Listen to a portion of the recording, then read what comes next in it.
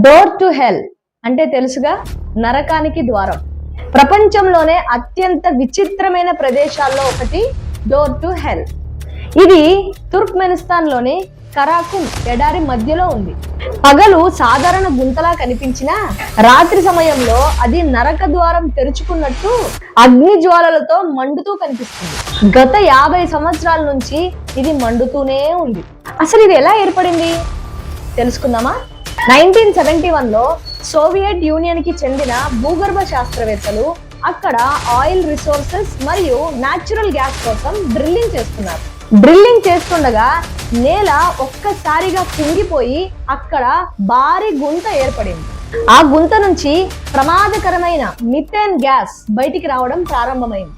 అది సమీప ప్రాంతాలకు వ్యాపిస్తే ప్రమాదమని భావించిన శాస్త్రవేత్తలు కొన్ని రోజుల్లో ఆరిపోతుందనే అంచనాలతో ఆ వాయువుకి నిప్పంటించారు. కానీ ఆశ్చర్యకరమైన విషయం ఏమిటంటే కొన్ని రోజుల్లోనే ఆరిపోతుందనుకున్న ఆ గుంత 50 సంవత్సరాల నుంచి ఇప్పటి వరకు నిరంతరంగా మండుతూనే ఉంది. ఈ గుంత యొక్క విడ్త్ వచ్చి 70 మీటర్లు, దాని లోతు వచ్చి 30 మీటర్లు.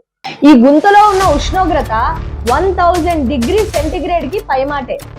అందుకే ప్రపంచం దీనిని డోర్ టు హెల్ అని పిలవడం ప్రారంభించింది. ప్రపంచంలోని అట్రాక్టివ్ ప్లేసెస్ లో డోర్ టు హెల్ ని కూడా ఒకటిగా చెప్తారు. ఇలాంటి ఇంట్రెస్టింగ్ అండ్ ఎగ్జైటింగ్ వీడియోస్ కోసం మన విమీట్ ఛానల్ ని సబ్స్క్రైబ్ చేసుకోండి. Thank you.